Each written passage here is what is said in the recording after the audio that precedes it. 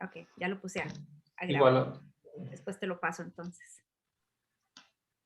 Ok, la sesión de hoy es sobre el tema de innovación social, sobre proyectos sociales, que son igual que cualquier otro proyecto, pero tienen ciertas características interesantes y es lo que vamos a precisamente a conversar el día de hoy. Y como lo hacemos siempre, con diferentes ejemplos y experiencias que hemos tenido para que eh, pues tengan más claro cómo es que se trabaja con estos proyectos. ¿Con qué es lo que se empieza para hacer un proyecto de innovación social? ¿Qué piensan ustedes que es lo que hace que se empiece un proyecto de innovación social? ¿Lo pueden escribir o hablarlo como quieran? Cuéntenos.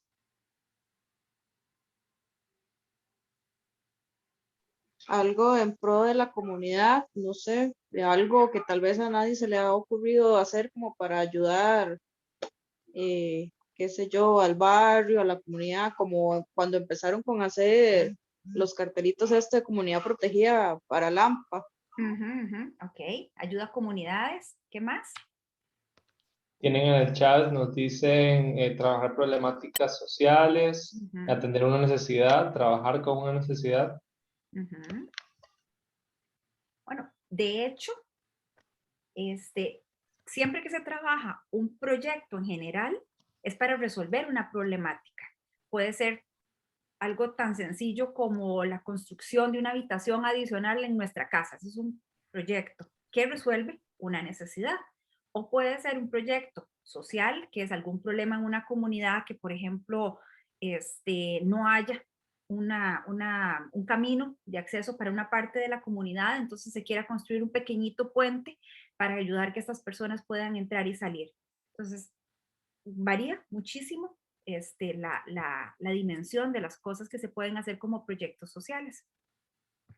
Este es el índice de las cosas que vamos a analizar hoy, el tema de innovación social, la metodología y cuáles herramientas se pueden utilizar, recomendaciones y recomendaciones.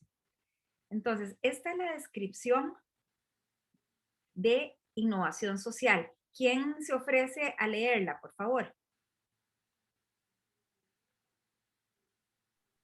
Si quieres, leo yo. Por favor.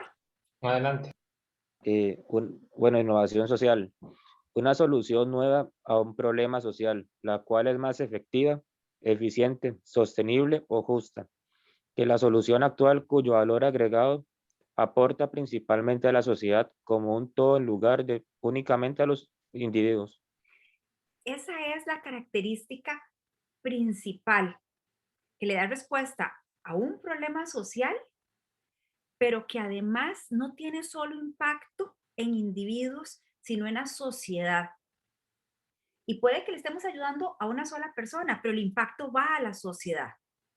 Porque si le ayudamos a una persona que ha sido excluida por alguna razón, estamos haciendo una sociedad más equitativa, mucho más justa, dándole el acceso a todas las personas. Por ejemplo, voy a poner algo que estamos nosotros trabajando en este momento y es el acceso al agua potable en comunidades rurales, principalmente en territorio indígena. ¿Cómo hace ese proyecto una mejor sociedad? Porque nos hace que todos tengamos la misma plataforma de partida. O sea, no puede ser que unos tengan acceso a agua potable y otros no, porque los que no tienen acceso al agua potable van a tener ya una desventaja de partida. Y entonces, entre más equitativa sea una sociedad, es mucho más justa y es una sociedad mucho mejor. De hecho, Costa Rica se ha diferenciado del resto de la región durante mucho tiempo. Lamentablemente, estamos agotando ya todos los réditos que habíamos acumulado, pero precisamente nosotros nos habíamos diferenciado del resto de la región por tener una clase media muy robusta. Eso significa que no había tanta diferencia entre, que es lo que se da muchísimo en otras sociedades, que es una clase alta muy fuerte y una clase baja muy fuerte y una clase media muy debilitada. al tener una clase media muy robusta, significa que la gran mayoría de las personas en esa sociedad tiene acceso a los mismos servicios y tienen acceso a las mismas oportunidades. Así que esta es la definición que tiene el proyecto social y se diferencia de cualquier otro proyecto precisamente de eso, que aporta al todo y no a los individuos. ¿Qué causas les mueven a ustedes? Si pudieran, por favor, escribirlas en el chat y Samuel nos las puede ir leyendo, por favor. ¿Qué tipo de causas son las que más les llaman la atención? ¿Qué es lo que más les gusta? ¿Qué es lo que, en qué les gustaría trabajar? Solo como para hacer un ejercicio de introspección. Por ejemplo, a mí, voy a empezar como para dar la pauta, la educación. Para mí, la educación es la base de toda la sociedad. Y directamente proporcional a lo buena que sea la educación en un país, así va a ser de justa, de que tenga las mismas oportunidades una sociedad. Tenemos a Ruth que nos habla de los derechos humanos igualitarios. Mari que nos menciona los primeros auxilios, la Cruz Roja, ser rescatista. Hank nos habla de la ayuda directa al prójimo en cuanto a calmar el hambre específicamente. Bueno, de hecho, si recuerdan, uno de los objetivos del milenio es acabar con el hambre en el mundo. O sea, es uno de las... y uno puede pensar que ya eso ya no debería estar en esta época cuando hay suficiente comida en el mundo para que todos comamos bien y sigue siendo un problema. Y es que definitivamente un niño que no come bien no puede aprender bien. Se empieza todo desde las necesidades más básicas, como lo indica la pirámide de Maslow. El alimento y el techo. Son las necesidades básicas y después de ahí ya podemos darnos otros lujitos que van más arriba de la pirámide. Tenemos también a Sophie que nos habla de la educación y la seguridad en cuanto a formación legal. Hank también, la ayuda a los niños, me impacta cuando se ve casos de suicidio en infantes también, que son muy importantes. Micaela nos habla de la igualdad de género. Muy bien. De los niños, no sé si ustedes sabían, creo que Samuel puede darnos un poquito más de detalle, pero el tema de suicidios en adolescentes en territorio indígena es un problema serio. Sí, sí, es un problema bastante grande, no solo en territorio indígena especialmente, pero también tenemos en general en zonas rurales de Costa Rica, que no son pocas, zonas como Los Santos, en Tarrazú, es la zona con el mayor índice de suicidio adolescente en el país y uno bastante alto en comparación con varios países del mundo. De hecho, hay varios proyectos que se han iniciado ahí para eso, pero no, sí, o sea, sí, siempre pueden haber más esfuerzos para trabajar este tipo de cosas, ya que la salud mental sigue siendo todavía un tema tabú para hablar en muchas zonas, no solamente en la zona rural, también en el GAM sigue siendo un tema tabú. Y uno de los temas que mencionaron ahí, que era la igualdad de género, tiene mucho que ver con esto, porque las presiones, tanto para los muchachitos como para las muchachitas, son los atestados bancarios, que decía que las presiones tanto para las muchachitas como para los muchachitos son terriblemente fuertes por la cultura que se vive dentro de estas comunidades. Así que todo este tipo de cosas son importantes. Ok, ¿cómo deberían trabajarse los proyectos de innovación social? Pues realmente deberían trabajarse exactamente igual que se trabaja cualquier otro proyecto, pero tienen ciertas particularidades a la hora que se hacen las diferentes etapas. Todos los proyectos están conformados de 6 fases.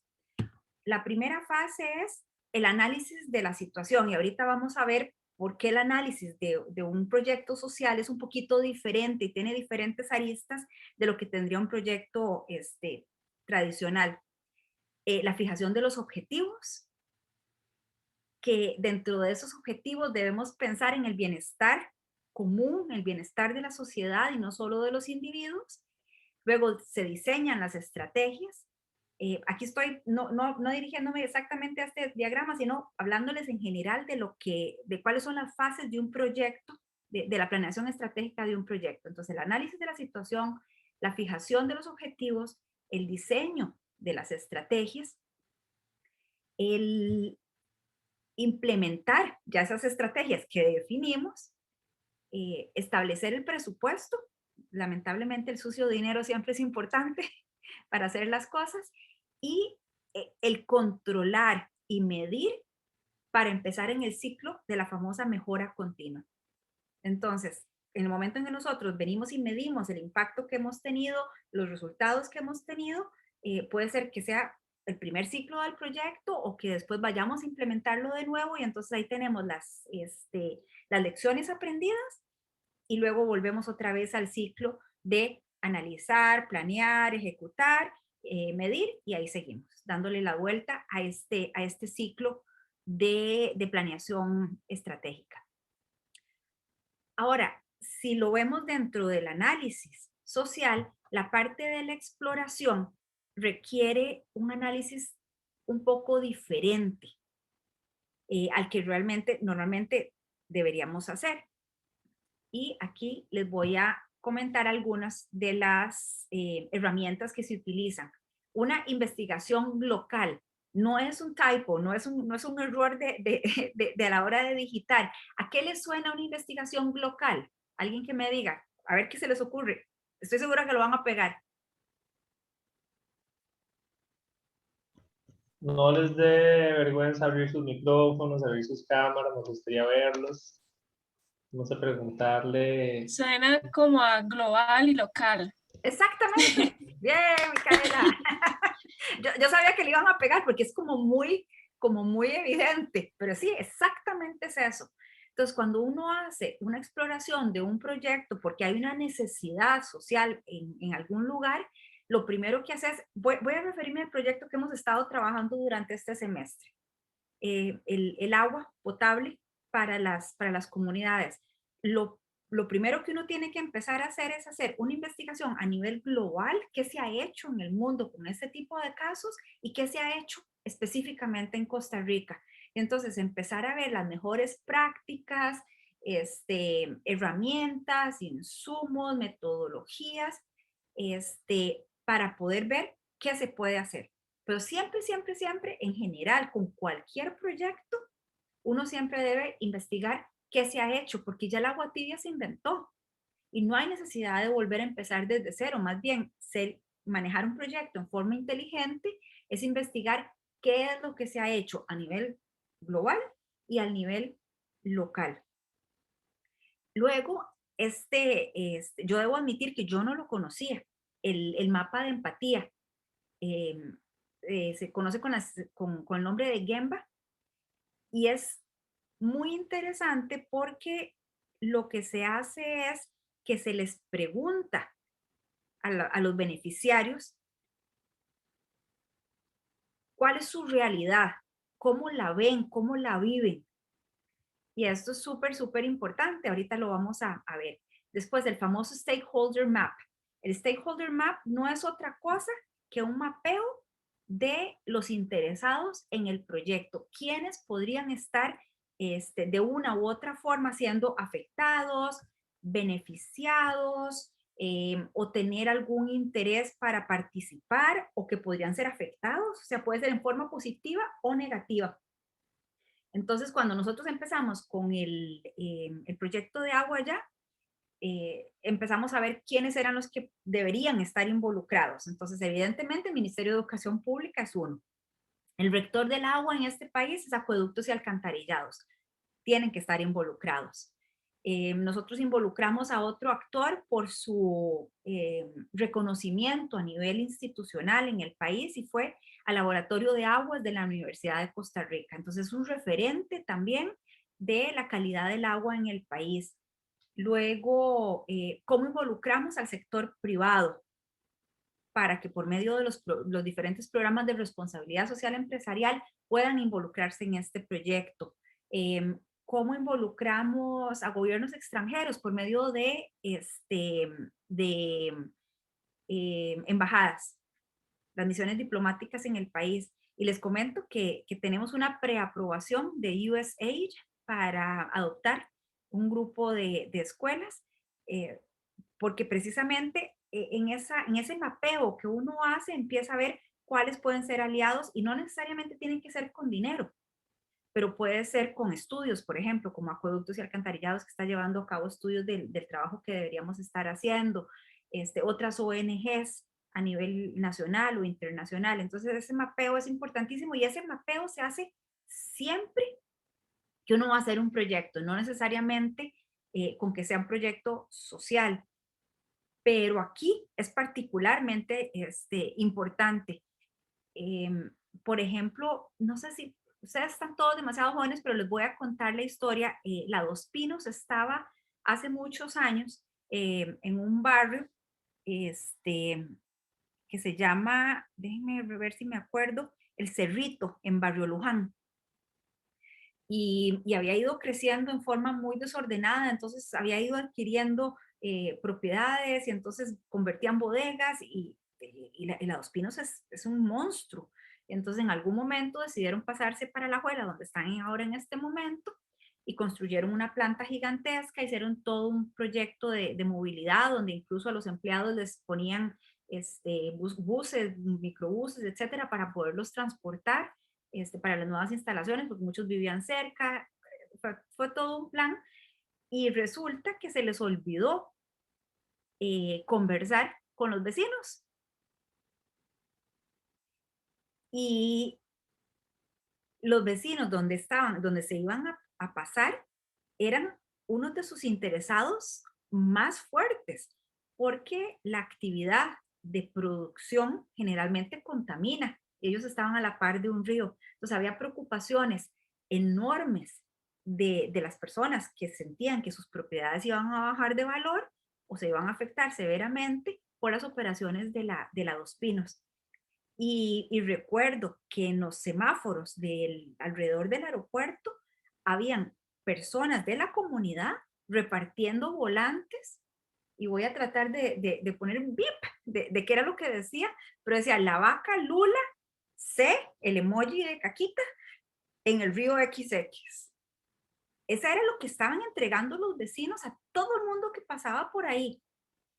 Y la Dos Pinos tuvo que gastar un montón de dinero, hacer una campaña enorme para asegurarles y darle seguridad a los vecinos de que no iban a contaminar, que habían tomado las medidas, etcétera. Pero eso lo debieron haber hecho antes.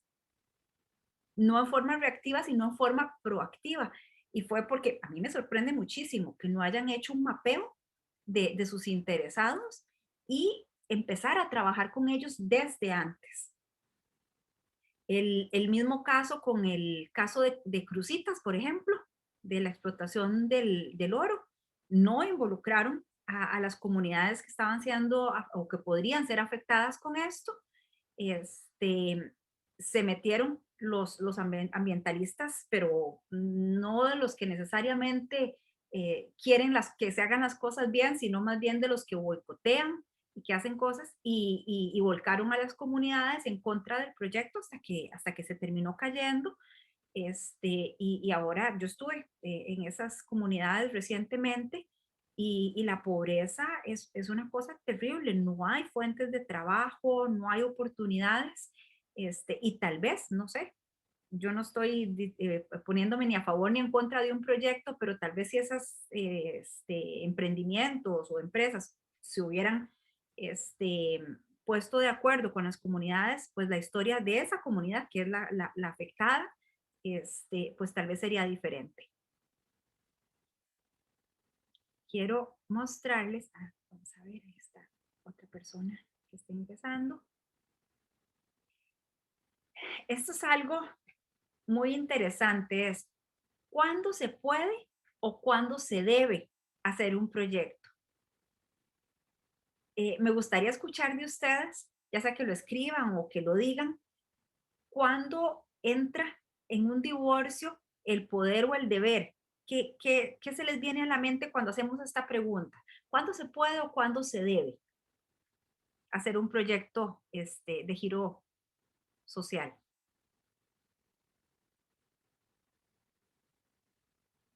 Sin miedo, tranquilos, no hay respuestas incorrectas. A mí se me ocurre que cuando se puede es que tenemos los recursos para, entonces tenemos cómo hacerlo, pero cuando se debe es cuando ya consideramos las consecuencias del proyecto como tal, si las personas a las que estamos impactando están listas para. Eso se me ocurre. Ok, ¿alguien más?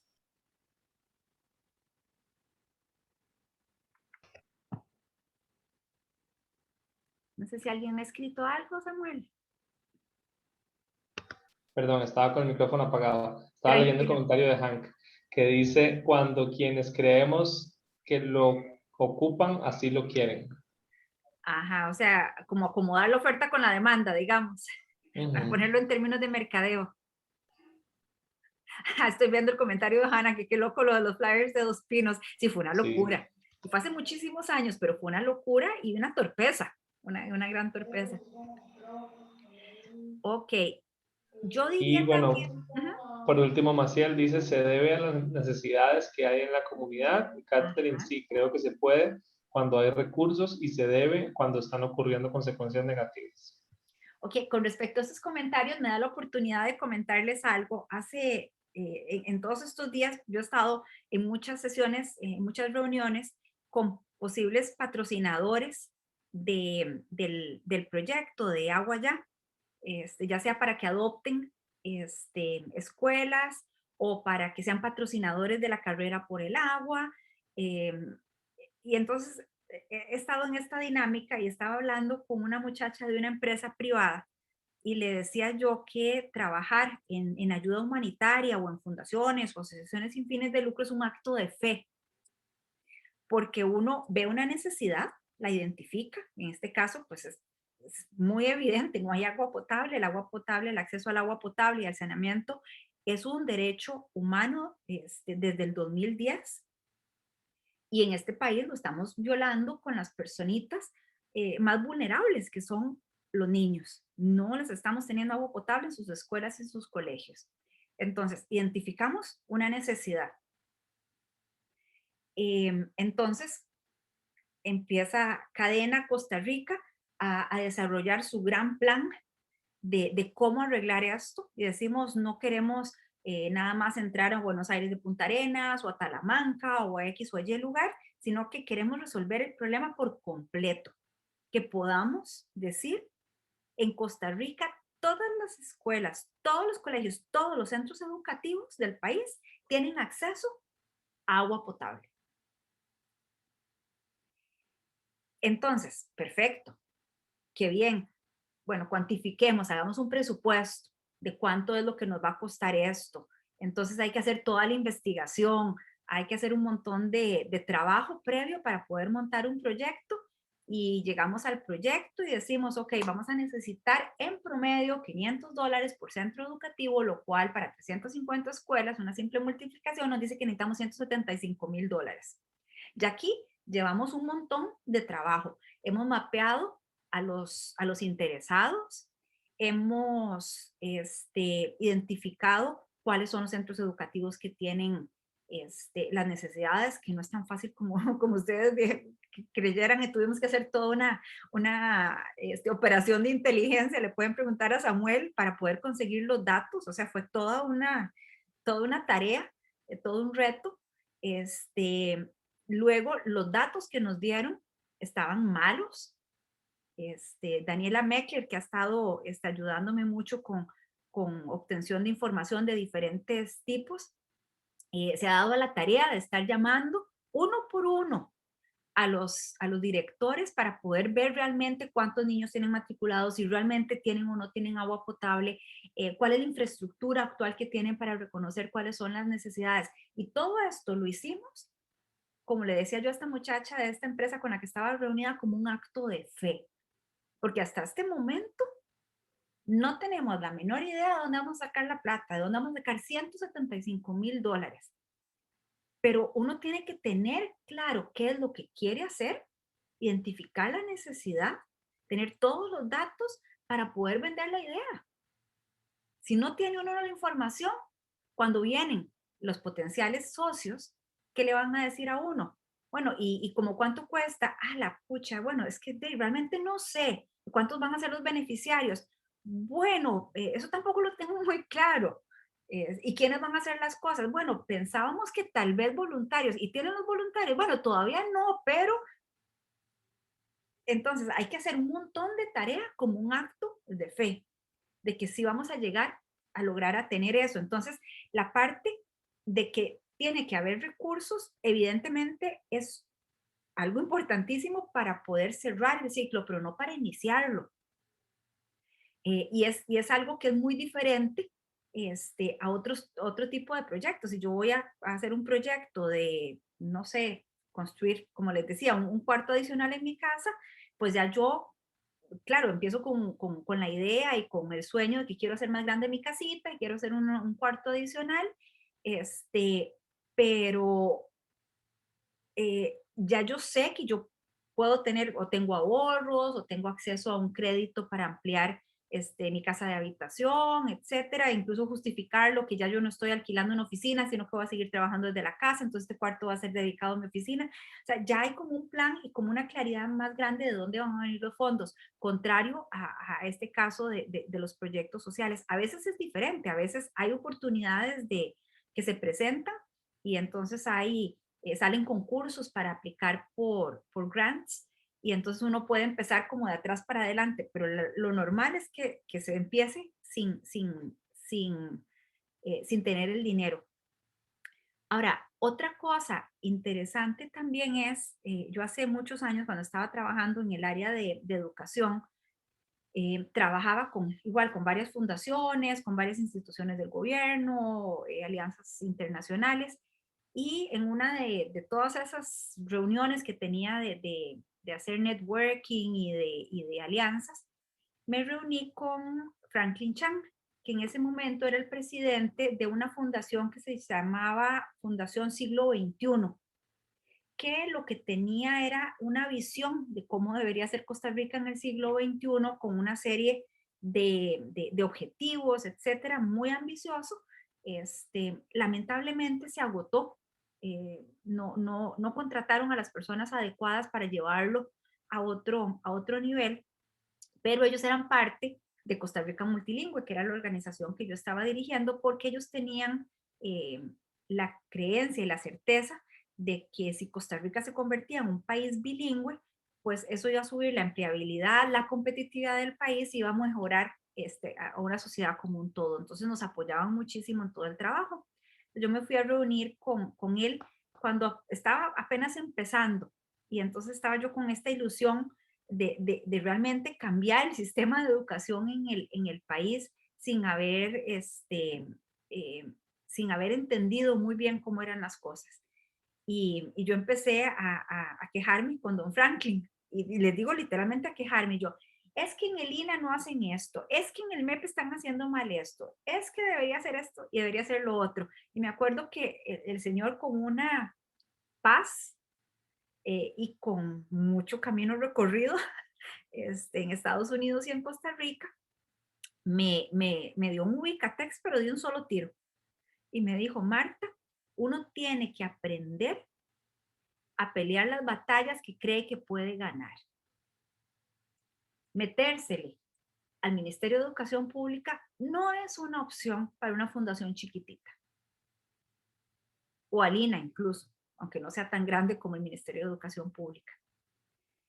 Entonces aquí es de donde viene esta pregunta que tiene muchísimas aristas, pero es cuándo se puede y cuándo se debe. ¿Debería uno desgastarse muchísimo en tratar de hacer algo? Hay una frase que a mí me encanta en inglés, que se la he mencionado a Samuel y a la junta directiva y todo el mundo me la ha comprado, es que uno debe tratar de cosechar las frutas que están bajas, que son fáciles. se llama the low hanging fruit.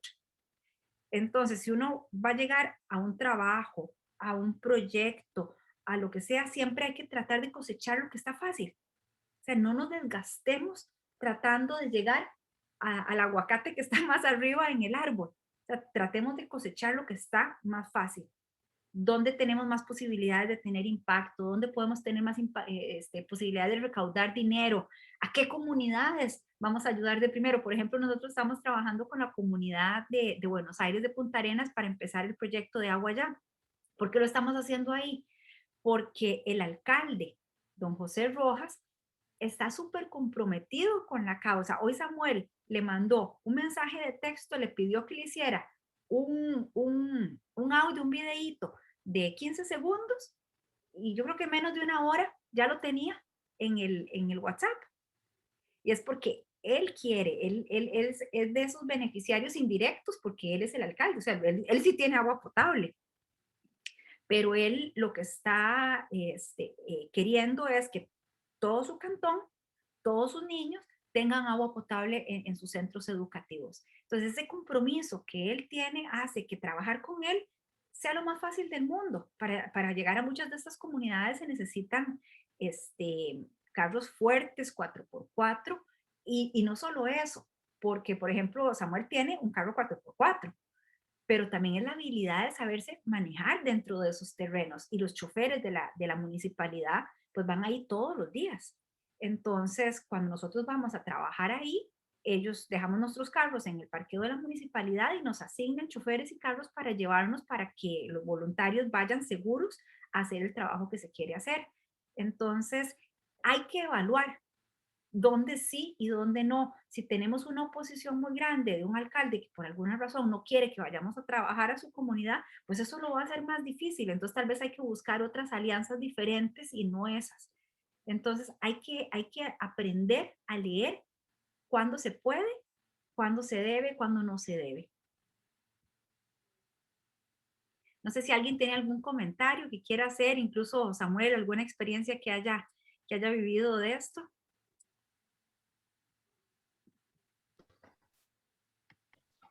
Sí, realmente han sido muchas y eso de saber cuáles batallas es súper importante, porque no significa que vas a bajar los brazos y vas a dejar de luchar por las difíciles, sino que hay que empezar por las que ya están más al alcance para darle movimiento, para empezar a mover, para ganar experiencia, para ir entrándole poco a poco y para poder al final poder comerse todo el queque, definitivamente, pero no un solo mordisco, sino ir entrando poco a poco. Tenemos ahí una historia que les contaremos, pero en otro momento. También en los puros inicios de Agua Ya, que ahorita no vamos a mencionar, pero digamos que donde dos funcionarios de un ministerio se pusieron a pelear entre ellos para no darnos la información que queríamos, que necesitábamos para empezar el proyecto. Y que nos hubiera ahorrado meses de trabajo, ¿verdad? Que ya estaríamos muy adelantados con uno de los proyectos más ambiciosos, pero no nos quisieron brindar la información por un tema ya más personal, más de egos. Y lo que hicimos fue tener que darle la vuelta, como decía Marta, hacer una operación ahí para darle la vuelta y conseguir esa información, cuando realmente lo fácil hubiera sido que nos brindaran esa información de primera mano. Entonces uno va aprendiendo qué batallas. Nosotros pudimos habernos quedado ahí peleando con ellos y tratando de que nos den la información y tratar de llevarlo a otras instancias, pero lo que hicimos fue jugarla, no solamente es jugarlo fácil, sino jugarlo de manera inteligente. Porque a veces no se trata de trabajar duro, se trata de trabajar inteligente. En muchas ocasiones sí hay que trabajar duro, claro que sí, pero a veces hay un valor agregado ahí en trabajar de manera inteligente las cosas. Perfecto. Este tema de la exploración. Ya existen muchos problemas y esta frase viene exactamente a darle en el punto a lo que acaba de decir Samuel. O sea, ya hay un problema enorme en el país. Hay centros educativos sin agua, hay niños que no tienen agua potable para tomar en sus escuelas, están llenos de bichos y se enferman y pueden tener problemas cognitivos en el futuro a raíz de esto. Entonces, ¿para qué vamos a crear un problema más? sea, si encontramos una pared, empecemos a ver dónde hay una ventanita por algún lado, vamos a explorar, explorar, explorar, hasta que encontremos una y ahí nos metemos y trabajamos ahí. Entonces, busquemos soluciones y hay que aprender también a no buscar siempre el protagonismo, sino darle el crédito a muchas personas que necesitan sentir que tienen el crédito. Entonces, si a un funcionario público hay que ensalzarlo un poquitito o diciéndole, bueno, este es el proyecto suyo dentro de esta institución, trabajemos, qué bien, con su ayuda podemos, y esa persona puede volcarse de alguien que estaba muy receloso porque tal vez cree que lo vamos a dejar mal, que la gente va a decir que estaba haciendo mal su trabajo, etcétera, que nos vea más bien como una forma de que se pueda lucir, de hacer cosas que antes no había podido hacer. Entonces, lo que llegamos a trabajar es a atender puentes, a dar soluciones, y por un bien más allá que el de nosotros relucir como personas o como organización, es encontrar las soluciones.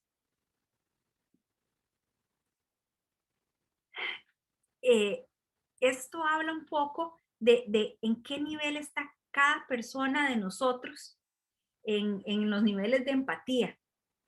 Yo siento que ustedes definitivamente al meterse en este curso sobre acción humanitaria, ya pasaron los niveles definitivamente más bajos de donde nada más se imaginan qué significaría hacer algo, el meterse en internet y ver qué iniciativas hay, hablar con personas, sino ya están pasando a ese rango de la parte derecha eh, de esta progresión donde ya quieren tomar acción, intentar hacer las cosas, hacer la diferencia y vivirlas.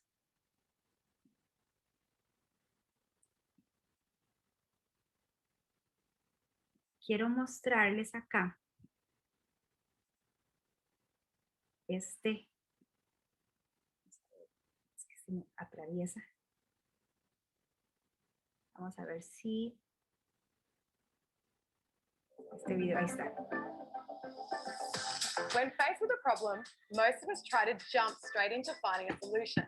Sometimes we can get attached to our own solution rather than focus on solving the problem itself. Here's an example. A guy called Ernesto Ciroli was 21 and working for an Italian aid organization.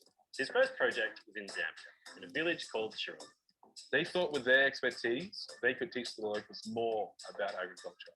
They cleared 4 or 5 acres of land by the river and found the soil to be of amazing quality. They couldn't believe the locals hadn't thought of planting. The first crop of tomatoes they planted grew spectacularly. So one morning, they go down to harvest these beautiful tomatoes. They get the tractor and arrive in the field, and there was nothing left. No tomatoes, nothing. The soil had been churned over. The Italians looked at the river to find 300 hippos eating tons of tomatoes. The Zambian workers said, Yeah, they love tomatoes. That's why we never plant anything by the river. this was an international aid project and they hadn't even thought to ask the locals. They were so confident they knew better. Stories like this show us we need to learn as much as we can about a problem first. You never know what little bit of knowledge could unlock a great solution. We know problems don't exist in isolation. They are always part of a larger system. If we don't understand that system, we can end up treating the symptom of the problem rather than the cause. And as we know, systems are complicated. This is why we use a systems map. A systems map is a super useful tool to help see the bigger picture and can show you lots of ways you can affect change.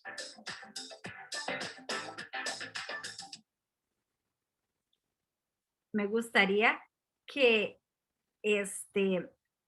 alguien contara la historia en español de lo que acaban de escuchar para los que no hablan inglés. ¿Quién se anima?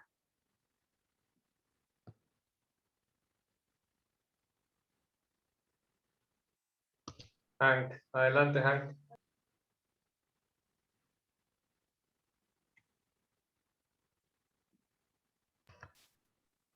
Buenas noches a todos. Hola.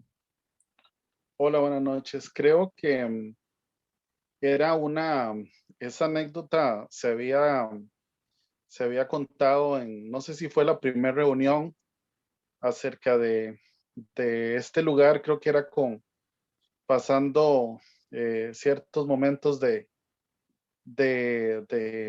escasez y había un gran campo, entonces alguien pensó en plantar, pero nadie pensó en que por qué alguien no lo había hecho antes.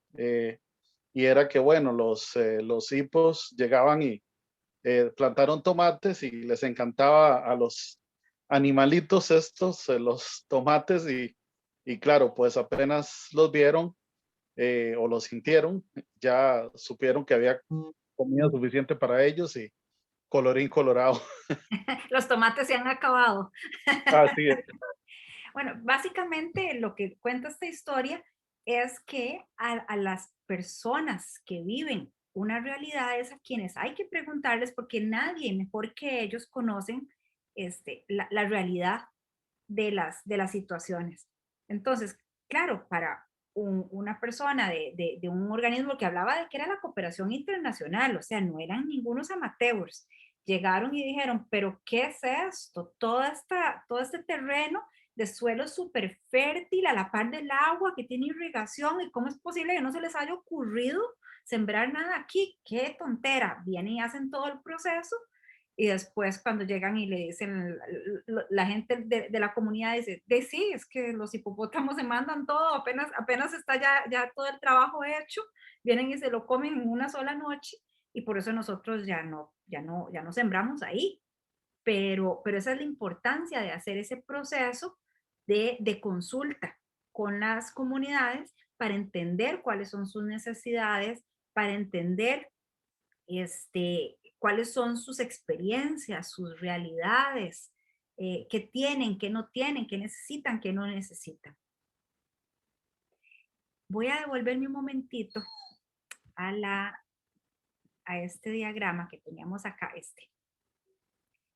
en cuanto a cuál era el ciclo de trabajo con un proyecto de intervención social. Y quería hablarles sobre el tema de los objetivos. Es posible que muchos de ustedes ya hayan escuchado hablar de los famosos objetivos SMART. Levanten la mano las personas. ¿Saben cómo levantar la mano? Samuel, si puedes decirles desde tu pantalla, es que yo estoy en otra, ¿cómo levantar la mano? Para que levanten la mano las personas que sepan qué es un SMART Objective, qué es un Ahí Hank bajó la mano. Ujú. Entonces ahí está Micaela. Uh-huh. Sí, pero que todas las personas que sepan qué es un SMART, que levanten la mano. Bueno, todas las personas que sepan. ¿Saben cómo? Entonces tienen que ir a la parte de participantes, buscar su nombre y ahí pueden, o es que depende mucho de qué versión tengan. Desde participantes y reacciones o el botón de reacciones y donde dice levantar la mano, abajo, en la barra de opciones de abajo. Ok, veo Entonces un par de tenemos a personas. Micaela, a Wendy, Daniela. Si no saben cómo levantar la mano, entonces pongan en el chat yo. Ok, bueno, lo importante es que no todo el mundo ha levantado la mano. Pensemos que tal vez no es por un problema técnico, sino porque no están relacionados con lo que es un objetivo SMART.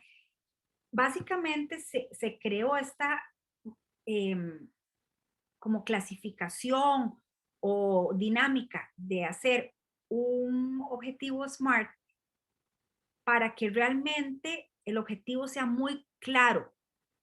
Y los objetivos, cuando uno los redacta, deben ser muy específicos. Entonces uno no puede ser vago a la hora de dar un objetivo. Entonces muy específico es, por decirles algo, construir una oficina en mi casa.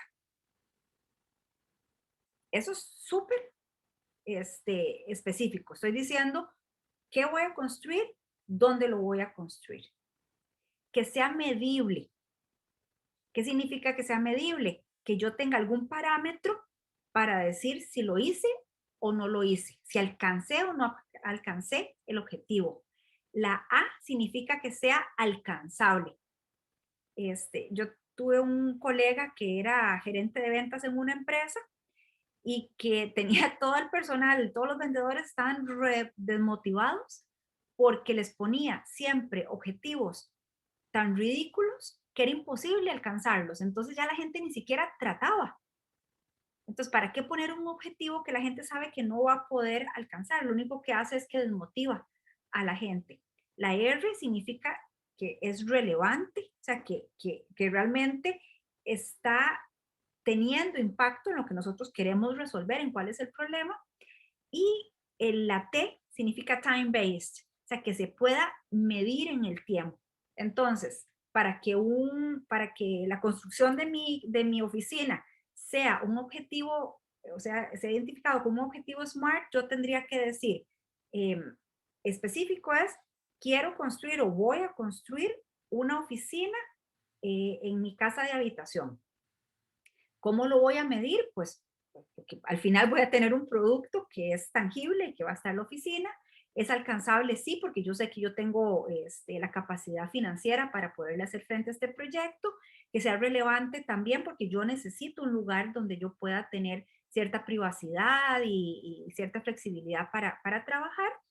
Y además, al objetivo le voy a decir es construir una oficina que esté lista para enero del 2022. Entonces, ya yo sé cuándo es que tengo que tener este objetivo listo. Entonces, siempre que uno hace un objetivo, cuando vayan a hacer, mira, lo que sea, una tesis, un trabajo, un proyecto de acción social, siempre hay que empezar a trabajar con los objetivos SMART. Entonces, esto es algo que debe hacerse siempre.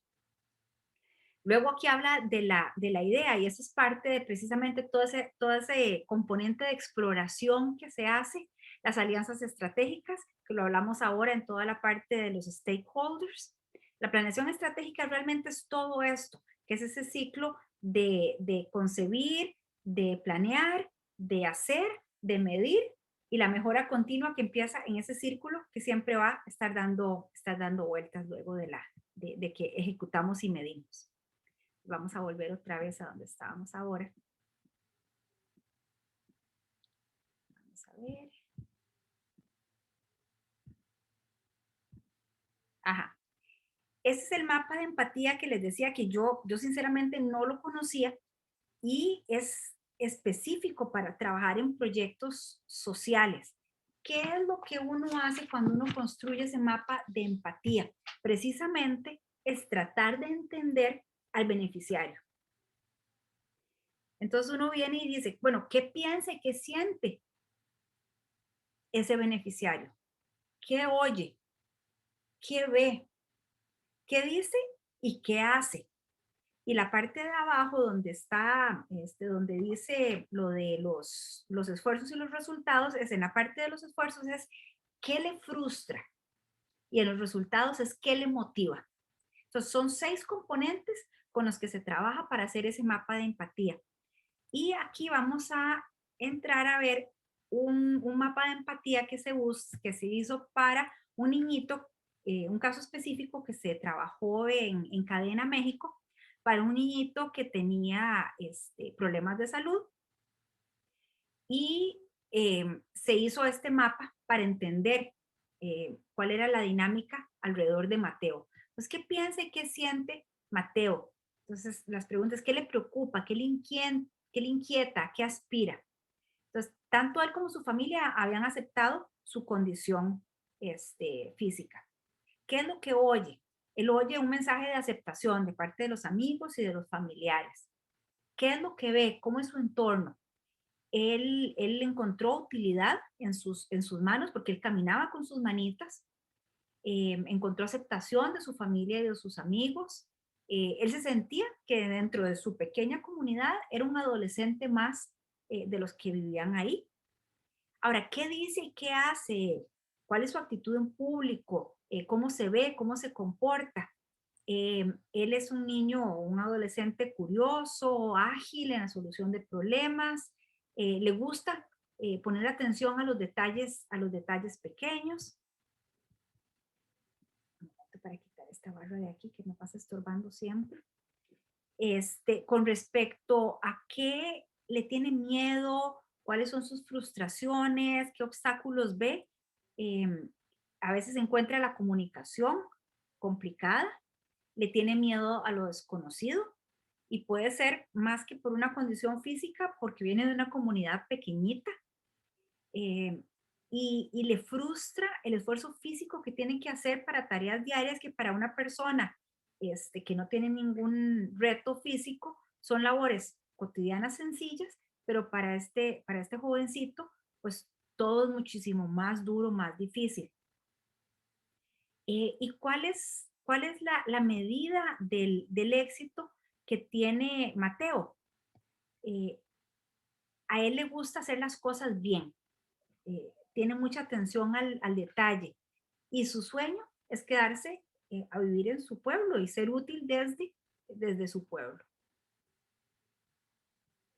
Así que este es un ejemplo de cómo se hace este mapa de empatía,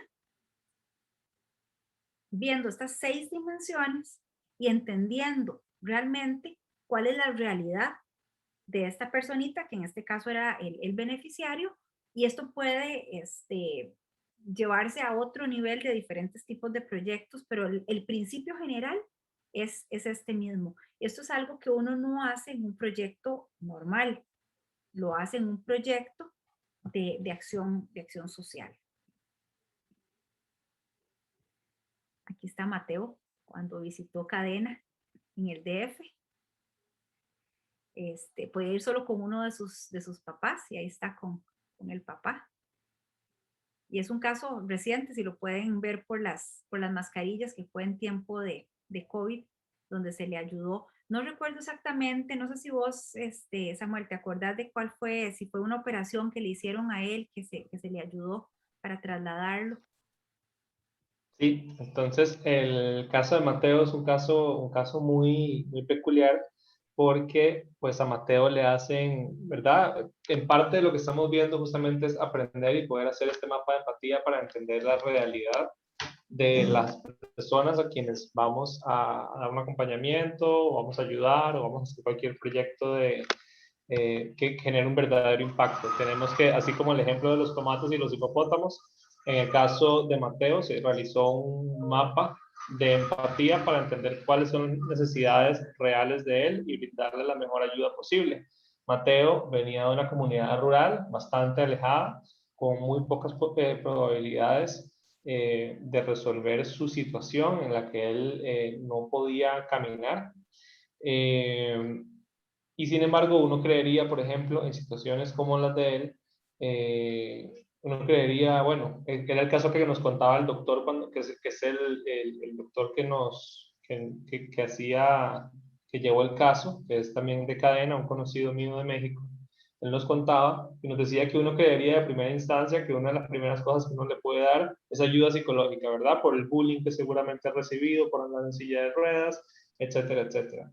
Viendo el caso a mayor profundidad, haciendo este mapa de empatía, se dieron cuenta que él realmente estaba bien, o sea, estaba bien a nivel emocional, estaba bien a nivel de autoconfianza, a nivel de autopercepción, también que no recibía bullying por parte de sus compañeros en el colegio y que la comunidad más bien lo apoyaba un montón. Entonces vieron que los esfuerzos tenían que enfocarse más bien en ayudarle a él a caminar. Entonces, se hizo todo un esfuerzo grande para traerlo del pueblo que hoy se llama El Tigre, si no me equivoco, hasta la Ciudad de México, a que se viera con unos especialistas. Y ahí él pasó por una operación, ahí estuvieron acompañándole en todo el proceso. Y pues fue un caso de éxito en el sentido de que él pudo mejorar y pudieron darle una ayuda mucho más enfocada en sus necesidades reales y no en lo que uno creería que, ¿verdad? Dedicando recursos, esfuerzo y tiempo en algo que tal vez no era lo que él necesitaba por no habernos tomado el tiempo de entender realmente sus necesidades. Con este caso, voy a pasar a mi parte de la presentación. Daniela, veo que tienes la mano levantada. No sé si tienes una pregunta. Antes de pasar a lo siguiente, no, estoy abajo en la mano. Había quedado Igual, bueno. igual no tengan miedo de, si quieren, si necesitan levantar la mano, hacerme una pregunta, interrumpirme, con gusto les puedo atender. Ahorita voy a estar viendo la presentación, entonces también pueden levantar la mano y Marta me va ayudando con el chat y con las manos levantadas. Entonces, aquí vamos a ver un ejemplo, ¿verdad? De lo que sería un paso a paso, poder entender la realidad de aquí es un ejemplo específico, de una persona refugiada, de un caminante, de un migrante, todo lo que se puede encontrar, ¿verdad? ¿Cómo podemos empatizar con una persona, entendiendo todos los procesos por los que esta persona tiene que pasar, o va a pasar, o ya pasó, para nosotros poder empezar a hacer una ayuda efectiva y eficiente?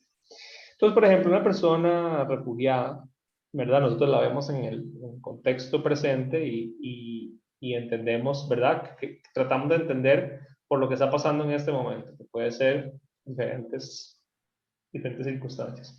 Pero, ¿qué fue lo que lo trajo hasta aquí? Entonces vamos a ver lo que pasó antes. Vamos primero a ver lo que pasó antes. Probablemente, aquí estamos en un caso hipotético, entonces, ¿verdad? Vamos a hablar de probabilidades, pero realmente digamos que es un caso concreto que habla de un refugiado específico, pongámosle el nombre Pedro. Entonces Pedro fue una persona que en su país vivió un conflicto armado, puede ser una guerra civil, puede ser una confrontación con el gobierno, un golpe de Estado.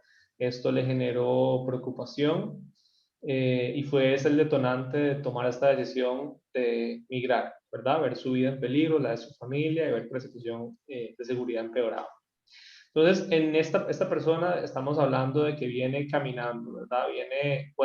Pueden ser muchas las maneras en que la persona puede emigrar. Los más afortunados podrán comprar un tiquete de avión. Habrán personas que tendrán carro propio, etcétera, etcétera. Existen muchos migrantes, como lo decía Marta en el caso de Cúcuta, migrantes venezolanos que vienen caminando dejaron sus casas, dejaron sus familias y se vinieron caminando, cruzando fronteras, buscando un mejor futuro y un mejor presente también. Pueden encontrarse con mafias, pueden encontrarse con guerrilleros, pueden encontrarse con personas que les van a querer hacer daño, robarles lo que tienen. Se encontramos con, ¿verdad?, personas que han sufrido de violaciones, maltratos, abusos, xenofobia. Tienen que encontrar para el viaje un medio de transporte.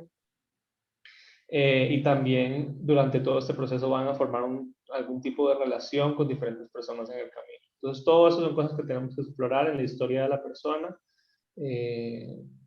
para poder plantear un proyecto que realmente impacte.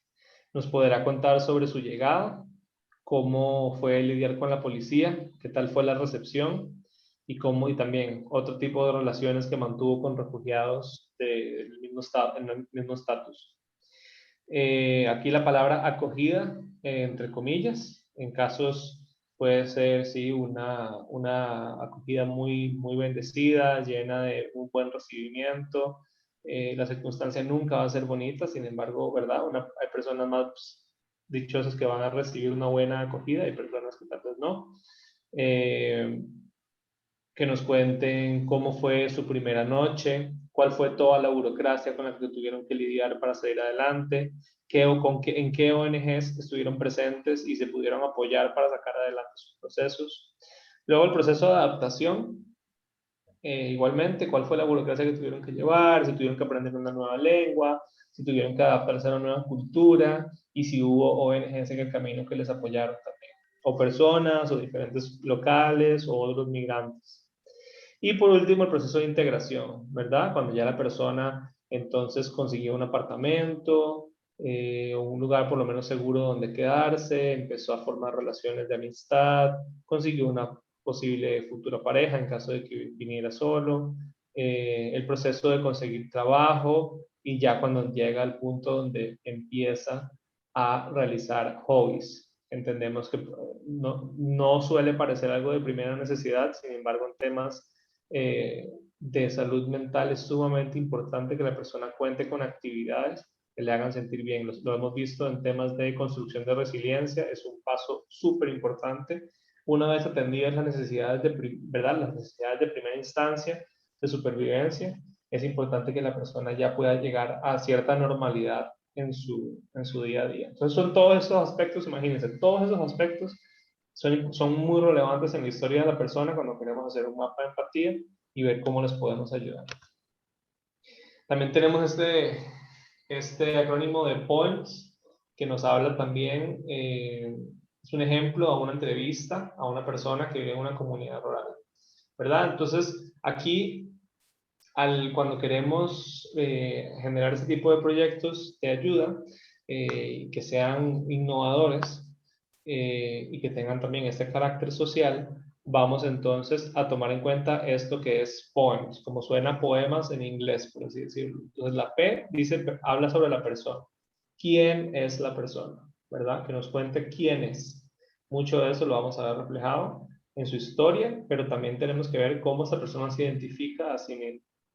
La O es qué objetos tiene, qué posee esta persona, cuáles son sus posesiones. Muchas personas cuentan sus historias o se identifican a sí mismos a raíz de las cosas que poseen, sean objetos, sean títulos universitarios, sean una casa, etc.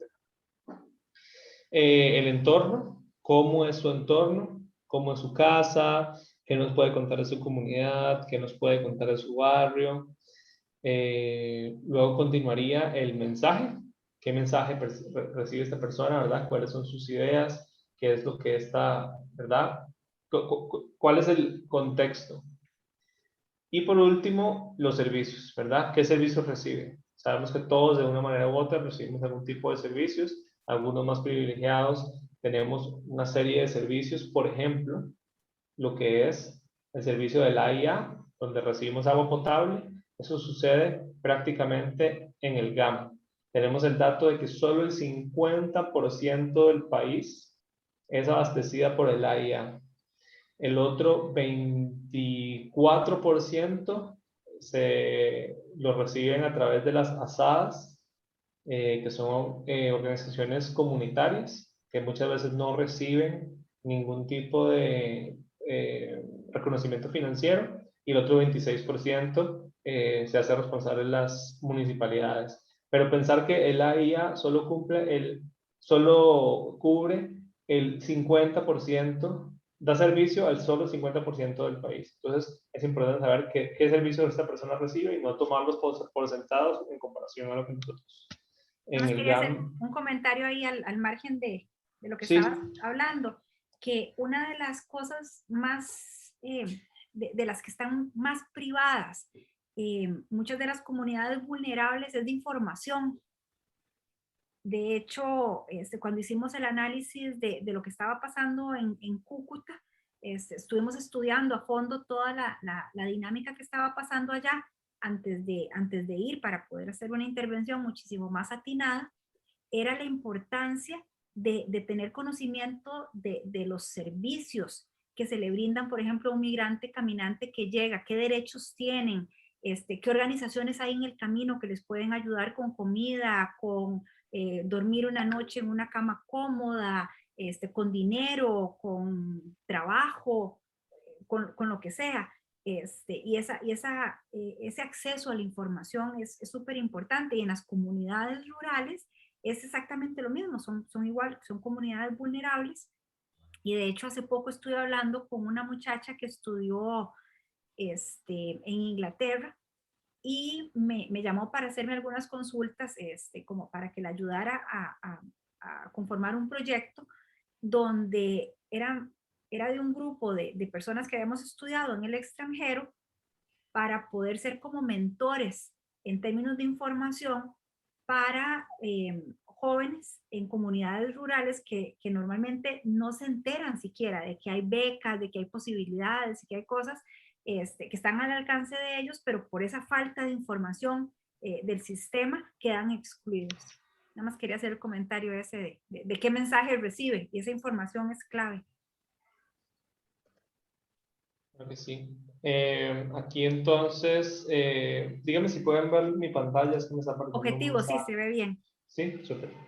Ok, entonces vemos aquí que para poder plantear un proyecto, luego de haber hecho toda esta investigación de los antecedentes, vamos a ver lo que nos mencionaba Marta anteriormente, que son los objetivos de desarrollo, no, perdón, son los objetivos SMART, donde tenemos que responder las siguientes preguntas.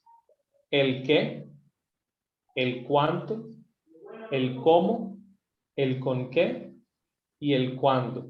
¿Ok? Para ser más específicos, lo vamos a aterrizar en el qué tiene que también, que el objetivo tiene que ser específico. También el objetivo debe ser medible. El objetivo debe ser alcanzable. El objetivo debe ser realista. Y debe estar enmarcado en un tiempo. Tener un principio y tener un fin. Puede ser en el año 2021, puede ser hasta diciembre, puede ser de enero a tal, puede ser en 3 meses, pero tiene que estar enmarcado en un tiempo específico en el cual vas a desarrollar este proyecto. Entonces, vamos a dar 2 minutos para no atrasar mucho y poder terminar con la presentación a tiempo.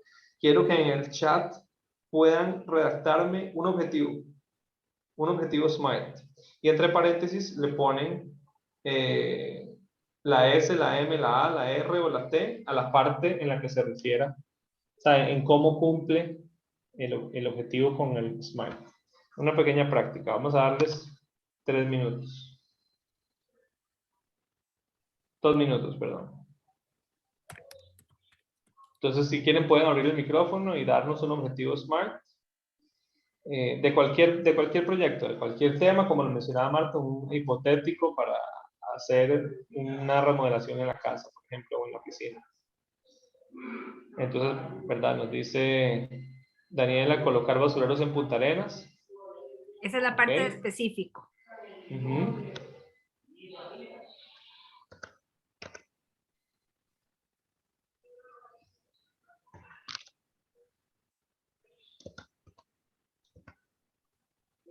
Se nos fue. Es que no puedo ver el chat. Entonces, yo lo estoy viendo, tranquilo. Bueno. Te digo verbal, la S, la M, o cómo se dice, o por el chat. Sí, puede decírmelo por aquí si quieres, Dani. Ok, específico sería la idea, colocar basureros en Punta Arenas, en toda la rambla ahí de Punta Arenas. Medible, especificar cuántos basureros vas a poner. Exacto. Un basurero cada 200 metros o cada 300 metros.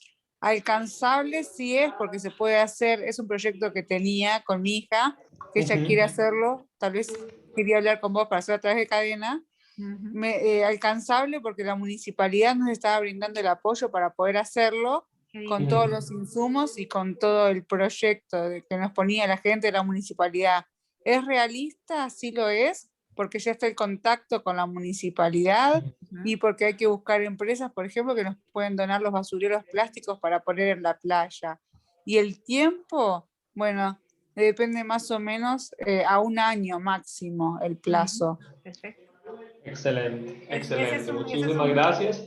Y así tal cual, ustedes pueden plantear un proyecto y presentarlo a un posible, ¿verdad? A un posible donador o a un voluntario, ¿verdad? Que ustedes quieren que les done su tiempo, que les done su dinero. Así como lo presentó Daniela, ustedes muy puntual pueden explicar un proyecto y demostrarle a la persona de la S a la T que es un objetivo específico, medible, alcanzable, realista y enmarcado en un tiempo, y por qué, ¿verdad? Deberían ellos verse interesados, o sea, si les interesa el tema en un inicio. Pero nada más no para como mencionarte, Sofi puso otro proyecto, pero nada más para mencionarlo, dice que es pintar los pollos y paredes de un parque, dando mensajes positivos y a la vez pintando las zonas sucias. Okay. Entonces, ese es el qué. Sofi, el cuánto es, cuántas paredes, cuántos pollos, el cómo es, bueno, reclutando voluntarios y pidiendo dinero a las empresas también para que nos patrocinen. ¿Es realista? Sí, sí lo es, porque tiene un inicio, un fin, es un proyecto relativamente pequeño y en el tiempo pueden decir, bueno, en 3 meses, en 6 meses o en el tiempo que ustedes consideren que sea apropiado, pero hay que enmarcarlo para que tenga un inicio y un final. Sí, entonces recuerden este acrónimo SMART, eso les va a funcionar mucho para la gestión de proyectos. ¿Ok? Entonces vamos a ver entonces en términos de lo que es trabajar una idea. Entonces, cosas para tomar en cuenta. Toma en cuenta todas las ideas que se te ocurran, no importa lo locas que sean. Eso lo hablaba ayer, tanto con las chicas de Netzer, también lo hablaba con los chicos de la Nueva Nacioní, que los chicos de la Nueva Nacioní me decían, es que tenemos un montón de ideas, pero son demasiado grandes y no las podemos, y ¿verdad? Y entonces yo les decía, a ver, número uno, a ver, la idea puede ser muy grande, sin embargo, si te planificas, ¿verdad? Como hablamos anteriormente, no trata de comerse todo el queque de un solo mordisco, sino ir, ¿verdad? Mordisco, mordisco, paso a paso, ¿verdad? Ninguna idea es demasiado grande si se planifica y se ejecuta bien. Y si se es realista a la hora de abordarla. Entonces, todas las ideas que se te ocurran, no importa lo locas que sean, tómalas en cuenta, anótalas, trata de hacer un proceso de planificación estratégica para ver entonces cómo lo vas a abordar. Y el hecho de que sean locas te da una indicación de que te parezcan locas o que las clasifiquen de locas, justamente te da una idea de que puede ser una idea innovadora, de que sea algo que no se haya pensado antes. Ahora lo que tienes es que darle la vuelta y aterrizarlo para ver cómo lo vas a implementar.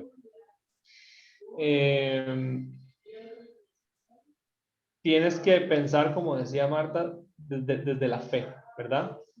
No te limites a un presupuesto. Desarrolla la idea y luego busca la manera de conseguir esos fondos, ¿ok? Tienes que pensar que tienes todo el dinero del mundo. No a la hora de implementar, ¿verdad? Y no a la hora de vendérselo a los demás, pero sí a la hora de desarrollar, de hacer la estrategia, de la fe agarras, te planificas, te pones la meta y luego te pones dentro de esos pasos la tarea de conseguir los fondos que necesitas. ¿Ok? Mari Tal vez tiene el la mano proyecto... levantada, no sé si le había quedado levantado o quiere hacer algún comentario. No, respecto a eso de las ideas locas, de hecho me hizo gracia porque el año pasado más que todo a mí se me ocurrió una lluvia de ideas en el trabajo, digamos. No es relativo al voluntariado, pero sí fue así como asociarlo con las ideas locas. Y se me vino un puño de ideas y algunas locas, otras exageradas, al punto que yo, sin llevar arquitectura ni nada así por el estilo, diseñé una oficina de ventas para la empresa. Y de cualquiera diría, ella está loca, ¿cómo se le ocurre que la empresa le va a dar balón y que esto y que lo otro? Digamos, Sofi me ayudó a proyectarlas de una manera, como está explicando ahorita Samuel, como de mostrarlas realistas, de mostrar todo lo que ha venido explicando ahorita Samuel. Y más que todo, el comentario es para reafirmar que por más loca o por más espontánea que sea una idea, nunca hay que dejársela callada, porque ahora, un año después, están empezando a usar mis ideas. Entonces, excelente, felicidades, Bien. qué bien. Sí, y ojalá, estoy esperando que se me ocurran ideas para esto, para igual, que se me venga la lluvia de ideas y poderlas implementar con ustedes. Me parece Fantástico. excelente y te agradecemos realmente el entusiasmo. Y es que precisamente esa es la forma de trabajar de cadena. Cadena tiene sus siglas de lo que significa, pero realmente la parte, la base, la plataforma, son los eslabones de cómo vamos juntando los esfuerzos de diferentes partes para llevar la ayuda de A a B. Y lo que queremos es que todos ustedes, y la idea es que poco a poco vayamos construyendo puentes para que ustedes puedan presentar proyectos, para que puedan tener ideas locas y que Cadena sea su aliado a la hora de tratar de llevarlas a cabo. La idea de los pollos, la idea de los basureros, cualquier otra idea que haya, ¿cómo podemos concretarla? ¿En qué puede ayudar Cadena? Muchas veces es porque para poder recibir fondos hay que canalizarlos a través de una organización no gubernamental que esté inscrita, por ejemplo, para poder dar recibos de donaciones, etcétera, para ayudar a hacer la programación de un proyecto en una forma más profesional, para hacer los presupuestos, cómo se trabaja un presupuesto, y son cosas que podemos ir trabajando juntos para ir fortaleciendo las capacidades que cada uno de ustedes tenga, y aumentando el impacto que todos juntos podamos tener en la sociedad. Y justamente, por ejemplo, un ejemplo de un proyecto loco que necesita un gran presupuesto, Agua Ya, por ejemplo, 350 escuelas a nivel del país, y además la idea loca de querer expandirnos al resto de Centroamérica. Para empezar, para cubrir Costa Rica necesitaríamos un mínimo de $175,000. Si nos quedamos esperando conseguir los $175,000 para empezar, vamos a quedarnos sentados por mucho tiempo, a menos que recibamos, ¿verdad?, una donación muy, muy importante y sustanciosa. En cambio, ¿qué hicimos? Lo separamos en etapas. Entonces vamos a empezar por Buenos Aires. Buenos Aires son 50 escuelas. Ya es un monto diferente, ya es un monto más alcanzable. Conseguimos esta donación de USAID, que son $5,000, o sea, 10 escuelas. Son 10 escuelas menos de las 350. Ahorita estamos participando por un concurso por otros $4,000 que nos gustaría recibir. Entonces eso nos daría 8 escuelas más. Y ahí poco a poco vamos entrándole al proyecto. El proyecto lo planteamos y son 350. No es un número demasiado grande, no es un número inalcanzable. Nos creímos el cuento de que vamos a darle a 350 escuelas. Entonces ahorita es cómo vamos a trabajar para alcanzarlo, pasito a pasito. No esperando que nos caigan $175,000 de una vez al bolsillo, sino cómo poco a poco vamos entrándole escuela por escuela hasta que no se quede ni un solo niño atrás.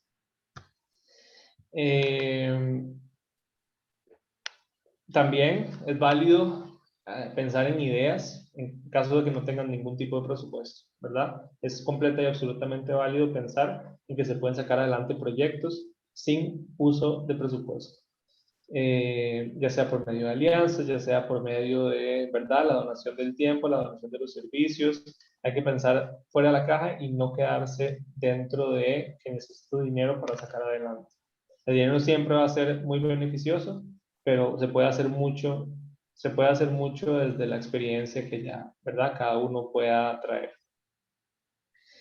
Y hay que saber desarrollar y plantear ideas sin ponerle peros, sin decir que no. Pero siempre van a haber, no siempre nos van a encontrar, siempre nos vamos a encontrar de muchas personas, pero nosotros para nuestro proyecto tenemos que tratar de construirlos en positivo, siendo realistas definitivamente, pero creyendo en que podemos. Si desde el principio decimos, uy, pero es que creo que no, entonces ya ahí estamos disminuyendo la posibilidad, el potencial para que ese proyecto surja.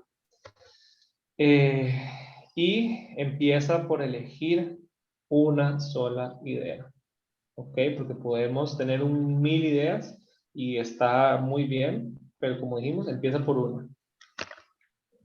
El tema de las alianzas estratégicas, sumamente importante. Este proyecto, por ejemplo, en el cual se construyeron unas viviendas por medio de la recolección, ¿verdad?, de los conocidos ecobloques, de los cuales les prometemos vamos a traerles un taller. Ya hemos contactado con la muchacha experta en ecobloques y nos va a dar un taller para que podamos sacar un proyecto adelante con esto. ¿Verdad? Fue la alianza de estas empresas las que permitieron sacar adelante el proyecto, así como nosotros, por ejemplo, con Agua Ya estamos en alianza con la municipalidad, con la limpieza del río María Aguilar, hicimos una alianza con la municipalidad, con la policía. Entonces son sumamente importantes para nosotros las alianzas, como mencionaba Marta anteriormente, ser un eslabón más dentro de una cadena que permita que la ayuda llegue a quienes más lo necesitan.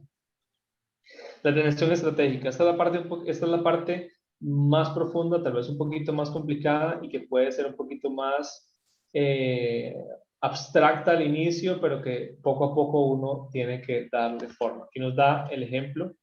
Bueno, nos habla que la planeación es un proceso largo, ¿verdad? La planeación estratégica es un proceso largo, no se trata de un plan de aquí a una semana, no se trata de un plan cortito de 5 pasos, es un proceso largo, pero es lo que va a permitir que sus proyectos tomen forma y hagan la diferencia en el mundo. Entonces, aquí nos da un pequeño ejemplo de qué pasa con los planes estratégicos, ¿ok? Muchas veces nuestros planes estratégicos se van a ver así. Se van a ver así y empezaron por un trazo pequeñito, por un puntito negro y se fueron por acá, se fueron por allá, nos dimos cuenta que esto no iba a servir, tuvimos que abrir varias posibilidades en caso de que esto no funcionara. Tenemos que entender que muchas cosas salen de nuestro control, entonces tenemos que, ¿verdad?, ver cómo se desenvuelven. Muchas veces un plan estratégico se puede ver así, ¿ok? Y está bien. Lo importante es ser uno, ¿verdad?, quien entienda este mapa. Es ver cómo llegaste del punto A al punto B y ver cómo esto toma forma hasta poner, ¿verdad?, poner sobre la mesa un proyecto que sea realizable, que sea medible. Entonces, como decíamos, esto va a suceder en la gran mayoría de los casos. Un proyecto nunca o sea, no siempre va a calzar todo a la entera perfección, por más de que nos encante. Siempre van a haber curvitas, siempre van a haber atajos, siempre van a haber imprevistos y muchas veces un plan estratégico se puede llegar a ver así. Entonces, si tienen un proyecto y su plan estratégico se ve así, no se preocupen, alegres, van por buen camino. Significa que han trabajado. Ahorita la tarea importante es saber darle forma, saber aterrizarlo y entender por dónde venimos y hacia dónde vamos. Y por último, importantísimo en esto de la gestión de proyectos es hacerlo, implementarlo, llevarlo a cabo. De nada nos sirve quedarnos en la planificación y suele suceder mucho más de lo que pensamos, que nos quedamos demasiado en la planificación. Suele pasar hacia ambos lados. Las personas que solo hacen y no planifican y a veces tienen éxito y muchas veces lo que hacen es, ¿verdad?, no tener un impacto real. O las personas que se quedan en planificar, esperando el momento perfecto para mandarse y no es hasta que se mandan donde realmente empiezan a ver ¿verdad?, el fruto de su esfuerzo. Hay una expresión que se usa para eso, le llaman análisis parálisis. Sí, tal cual. Y no podemos caer en eso, porque siempre el proyecto puede estar mejor, sí, siempre podemos planificar más, sí, pero si no nos mandamos al agua, no toma vida, el proyecto no toma vida. Y no hay peor proyecto que el que nunca inició. Y bueno, sumamente importante, estar abierto a la retroalimentación de tus compañeros, de los beneficiarios, de los superiores. Es sumamente importante tener la humildad y la sabiduría para saber recibir retroalimentación, porque eso nos va a dar las aprendizajes para la siguiente vez. Entonces, escúchense ustedes mismos, escuchen a sus personas alrededor, porque al final esto es lo que les va a permitir cada vez hacer proyectos de mayor impacto y mayor innovación. Ya para ir cerrando, algunos tips. Apúntenselo para que lo tengan ahí. Cuando vayan a crear un proyecto, asegúrense que estos sean sustentables y sostenibles. ¿Ok? Que sean proyectos que se puedan sostener en el tiempo y que puedan ser sustentables. ¿Qué significa eso? Que tomen en cuenta las necesidades de ahora y también en miras a que vaya a atender necesidades del futuro, ¿verdad? Y que tengan cómo mantenerse económicamente y en cuanto a fuerza voluntaria o si no es el caso de voluntariado, ¿verdad? Con un equipo. Mantente motivado en todo el proceso y visualiza el resultado. ¿Ok? Puede que al final el resultado no sea como lo esperabas o como lo visualizabas, pero si desde el principio te fijas en una meta, va a ser mucho más seguro que vas a llegar ahí o cerca de ahí, o incluso más lejos que donde te visualizaste. pero si no tienes visualizada, el proyecto puede tomar cualquier forma y realmente tal vez no avanzar y tener el impacto que querías. La planeación, como lo vimos anteriormente, es dinámica, no puede ser completamente rígida, no puedes quedarte sentado en la galleta de que así lo querías y así lo querías, así lo querías. Sí, tal vez el objetivo final, pero no cómo vas a llegar ahí.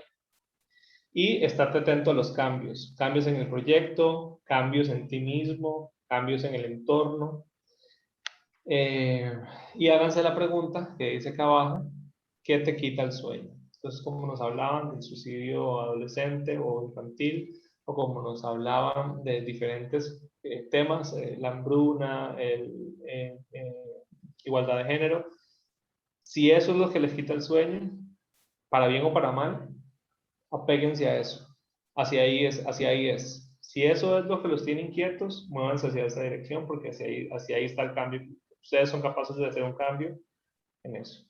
Entonces, ya aquí cerramos con esta frase que brinda Steve Jobs por los locos, por los inadaptados, por los rebeldes, por los problemáticos, porque al final esas son las personas que cambian el mundo, son las personas que hacen.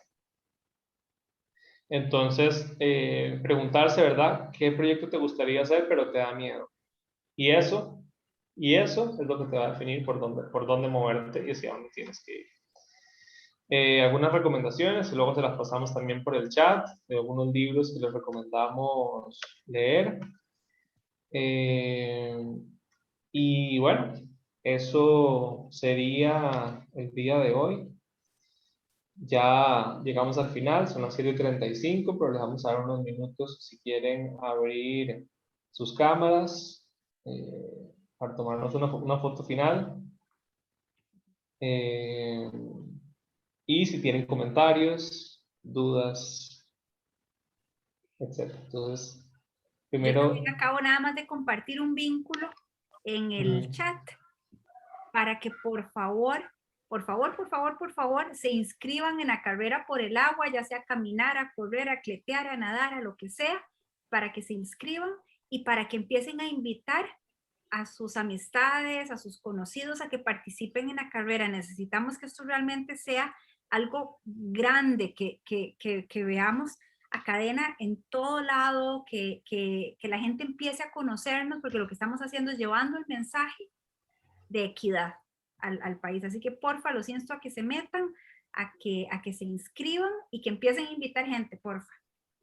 Excelente. Entonces, encendamos las cámaras para una fotito de cierre de la penúltima sesión del ciclo de capacitaciones, el primero en la historia de Cadena Costa Rica. Entonces, una sonrisa, una manito, lo que quieran ponerle.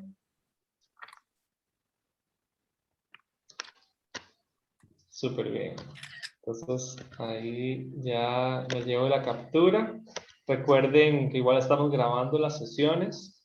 Y estas las vamos a estar subiendo una carpeta de Drive que les vamos a compartir para que puedan revisar todo lo que hemos aprendido, puedan revisarlo con sus notas y realmente podamos entonces hacer un aprendizaje. A mí me gustaría, y esto lo hablaba con Marta, a mí me gustaría que el siguiente ciclo de capacitaciones no lo demos Marta ni yo, sino que ustedes que estuvieron aquí, que aprendieron, que estuvieron de principio a fin, sean los próximos en capacitar a la siguiente camada de voluntarios. Entonces, pendientes con eso se viene para un poquito más adelante, todavía tenemos un camino largo por delante, pero me gustaría que para la próxima capacitación tenerlos a ustedes de expositores. Entonces, también estas grabaciones se las vamos a pasar para que nos puedan practicar, las presentaciones, las recomendaciones. Les recuerdo que nos queda una sesión más, que sería Costa Rica hoy, que es para contarles en qué estamos trabajando y en cómo nos pueden ayudar realmente. La idea, además, como se los comentaba también a las chicas de NetSec, es la importancia para nosotros de empoderarlos en sus proyectos, de que no solamente, ¿verdad? De que puedan participar con nosotros, definitivamente es súper importante contar con su apoyo, pero que también ustedes puedan empoderarse y sacar adelante proyectos importantes por sus comunidades y en temas que les interesan. Terminamos con Costa Rica hoy y después quedamos por confirmarles la fecha, pero la actividad de cierre va a ser una plantación de árboles con el mismo grupo que fuimos a hacer la limpieza del río.